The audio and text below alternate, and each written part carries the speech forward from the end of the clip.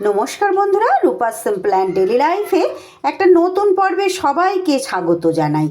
আজ শেয়ার করব আঙুরের একটা অবাক করা দারুণ সুস্বাদু রেসিপি। তাহলে চলুন কিভাবে কি দিয়ে তৈরি করলাম ঝটপট দেখে নেওয়া যাক। এখানে আমি 350 গ্রামের মতো বেশ পাকা মিষ্টি আঙুর কিন্তু আমি এখানে নিয়ে নিয়েছি।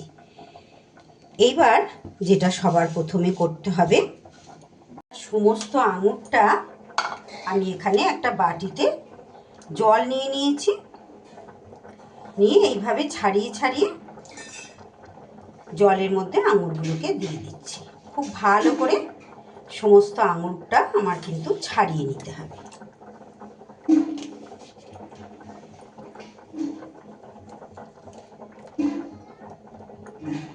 আপনারা যদি এর আগে কেউ আঙুরের এই রেসিপি খেয়ে থাকেন, অবশ্যই আমাকে কমেন্ট করে জানাবেন।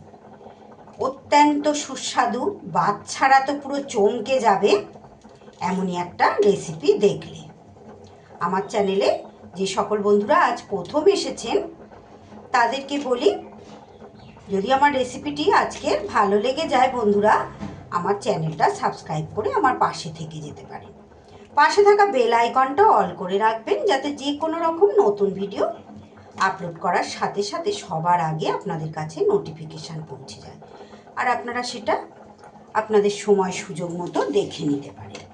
আমার চ্যানেলে নতুন বন্ধু, পুরনো বন্ধু, সব বন্ধুদের জন্য অনেক অনেক ভালোবাসা, অনেক শুভকামনা আর অসংখ্য ধন্যবাদ, যে সকল বন্ধুরা সব সময়ের জন্য আমার সঙ্গে রয়েছেন।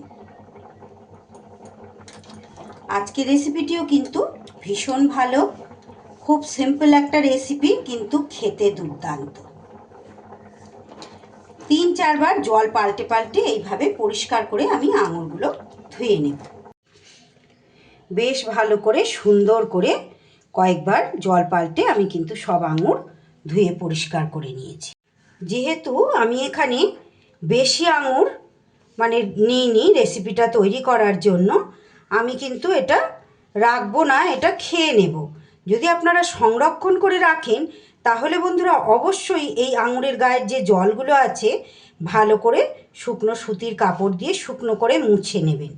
আর যদি বেশি দিন না রাখেন, অল্প দিনেই খেয়ে নেন, তাহলে আর এটা করার দরকার নেই। এদিকে গ্যাসে আমি কড়াই বসিয়ে একদম 1/2 চামচের মতো রাইস ব্র্যান অয়েল দিয়ে দিয়েছি। এখানে চাইলে কিন্তু আপনারা সর্ষের তেল দিয়েও করতে পারেন। এইবার এর মধ্যে ফোড়নে দিয়ে দিচ্ছি 1/2 চা চামচ 5 ফোড়ন। ফোড়ন থেকে সুন্দর গন্ধ বেরিয়ে আঙুরগুলো কিন্তু আমি দিয়ে দিই। আর এর উপরে দিয়ে দেবো আমি সামান্য পরিমাণ নুন, আর দিয়ে দিচ্ছি একদম সামান্য পরিমাণ হলুদের গুঁড়ো। এতক্ষণে নিশ্চয়ই আপনারা বুঝতে পেরেছেন যে আজকের রেসিপি কী হতে চলেছে। হ্যাঁ বন্ধুরা, আঙুরের চাটনি বা আঙুরের আচার আজকে আমি কিন্তু তৈরি করব। এই ধরনের রেসিপি কে খেয়েছেন অবশ্যই বলবেন। এইভাবে একবার আঙুরের এই আচারটা তৈরি করে খেয়ে দেখবেন, ভীষণ সুন্দর, খুব লোভনীয় হয়। এই সময় প্রচুর পরিমাণে আঙুর পাওয়া যাচ্ছে বাজারে, আর দামও অনেকটাই কম। এইভাবে তৈরি করে কিন্তু 1 থেকে 1.5 বছর আপনারা সংরক্ষণ করে রাখতে পারেন। একটু নাড়াচাড়া এইভাবে করে নিয়ে এইবার আমি মিষ্টি হিসাবে এখানে আমি দিয়ে দিচ্ছি 50 গ্রাম চিনি। যেহেতু আঙুর তো অনেকটাই মিষ্টি, আমি চিনি এখানে ব্যবহার করলাম, আপনারা চাইলে কিন্তু গুড় ব্যবহার করতে পারেন। চিনিটা দিয়ে এবার যতক্ষণ না পর্যন্ত চিনি গলছে এইভাবে নাড়িয়ে চাড়িয়ে নেব।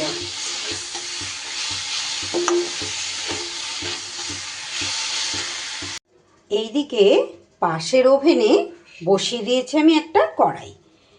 আলাদা কড়াইয়ের মধ্যে দেখুন এখানে আমি কিছু মশলা নিয়েছি, খুব সামান্য সামান্য পরিমাণ নিয়েছি, একদম 1/2 চামচেরও হাফ, মানে চা চামচের 4 ভাগের 1 ভাগ করে এখানে মশলাগুলো আমি নিয়েছি।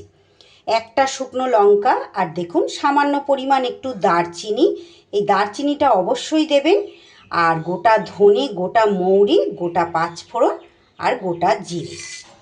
এই মশলাটা একটু শুকনো খোলায় আমি অল্প সময়, অবশ্যই গ্যাসটা কমিয়ে দিয়ে একটু নাড়াচাড়া করে ভেজে নিয়ে তারপর ঠান্ডা করে এটা একটু গুঁড়িয়ে নেব। খুব মিহি করে গুঁড়ানোর দরকার নেই, একটু হালকা করে গুঁড়িয়ে নিতে হবে। মশলাটা যাতে পুড়ে না যায় খুবই হালকা করে ভাজতে হবে।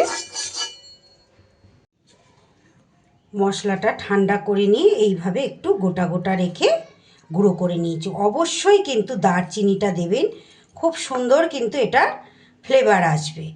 আর চাইলে আপনারা কিন্তু এটা হামালদিস্তাতেও গুঁড়ো করে নিতে পারেন। এদিকে দেখুন আঙুরগুলো কি সুন্দর ফুলে বড় বড় হয়ে গেছে। একটুও কিন্তু আমি এর মধ্যে জল ব্যবহার করিনি। এইবার যেটা করব বন্ধুরা, এখানে দিয়ে দিচ্ছি আমি কিছুটা ভেঙে নেওয়া কাজু। এটা আরও স্বাদটাকে বাড়িয়ে তুলবে। আর তারই সাথে এখানে আমি দিয়ে দেব ছোট সাইজের একটা পাতিলেবু।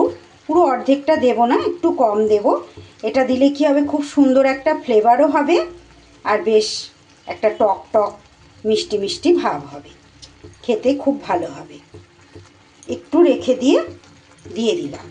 আর এই লেবুর রসটা দিলে কিন্তু অনেক দিন আপনারা সংরক্ষণও করতে পারবেন।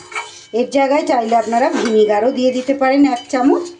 আমি কিন্তু যতটা পরিমাণ আঙুর সেই অনুযায়ী কিন্তু মিষ্টি বলুন বা মশলা বলুন যেটা গুঁড়ো করলাম সেইগুলো দিয়েছি।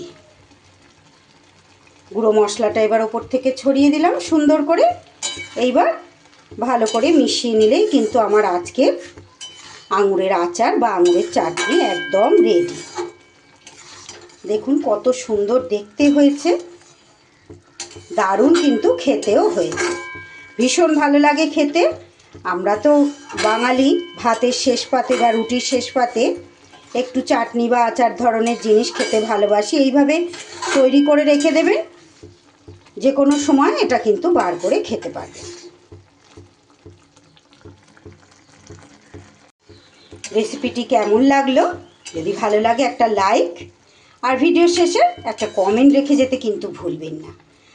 আর যদি ভালো লাগে একটু সকলের মাঝে শেয়ার করে দেবেন। আর নতুন বন্ধুরা আমার চ্যানেলটা সাবস্ক্রাইব করে আমার পাশে থেকে যাবেন।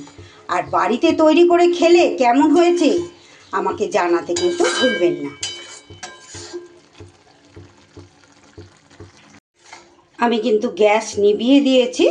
চাটনি বা আচার জাতীয় জিনিস কিন্তু পুরোপুরি ঠান্ডা হলে তবেই পরিবেশন করতে হয়। এর আগেও আমি কমলা লেবুর আচারের রেসিপি কিন্তু আপনাদের সঙ্গে শেয়ার করেছিলাম। যারা দেখেননি চাইলে আমার চ্যানেলে দেয়া আছে, দেখে নিতে পারেন। আশা করছি আপনাদের ভালো লাগবে। অনেকটা সময় পর পুরোপুরি ঠান্ডা হয়ে যাওয়ার পর আপনাদের একটু দেখাচ্ছি কীরকম দেখতে হয়েছে। দেখুন অত্যন্ত লোভনীয় কিন্তু খেতেও হয়েছে। রেসিপিটি যদি ভালো লাগে প্লিজ বন্ধুরা একটা লাইক, কমেন্ট, শেয়ার ও সাবস্ক্রাইব করে আমার পাশে থাকবেন। ফেসবুক পেজ থেকে যারা দেখছেন তাদের কাছেও অনুরোধ জানাই, যদি ভালো লাগে আমার পেজটা ফলো করে আমার পাশে থাকুন।